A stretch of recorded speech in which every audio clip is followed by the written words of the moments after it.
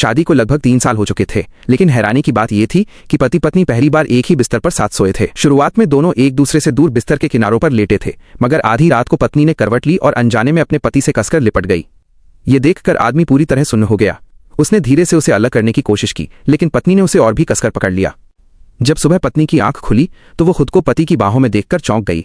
डर के मारे वो चुपके से बिस्तर से नीचे उतरी और कमरे से बाहर चली गई। उसे ये पता नहीं था कि आदमी तो बहुत पहले से ही जाग रहा था। उसका हाथ पूरी रात दबा रहने के कारण सुन्न हो गया था। इसी वजह से वो दोपहर के बाद कमरे से बाहर निकला। दादी को ये गलतफहमी हो गई कि रात भर दोनों के बीच कुछ खास हुआ है। जब पत्नी ने दादी की इस गलतफहमी के बारे में आदमी को बताया तो उसने ये समझ लिया कि पत्नी उससे पति पत्नी के कर्तव्य को निभाने की मांग कर रही है। अपनी आदत के अनुसार आदमी ने कहा, हम शादीशुदा हैं और दादी का ऐसा सोचना कोई अजीब बात नहीं है। हमारी शादी को 3 साल हो चुके हैं। अगर तुम्हें मेरे साथ सोना है तो तुम मुझसे बिना झिझक कह सकती हो। आदमी की ये बात सुनकर पत्नी हैरान रह गई। वो आदमी जो हमेशा काम में डूबा रहता था, इस बात को भी एक काम की तरह लेने लगा। उसने पत्नी से कहा कि वो एक दिन पहले से इसकी तैयारी कर ले। थोड़ी देर बाद जब पत्नी कमरे में बैठकर अपनी सहेली द्वारा भेजा हुआ गिफ्ट खोल रही थी, उसी समय आदमी वहां आ गया। उसे देखकर पत्नी तुरंत घबरा गई।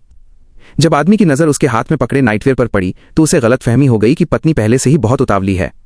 बिना देर किए उसने झुककर उसे अपनी बाहों में उठाकर सीधे कमरे में ले गया और उसे चूमने लगा।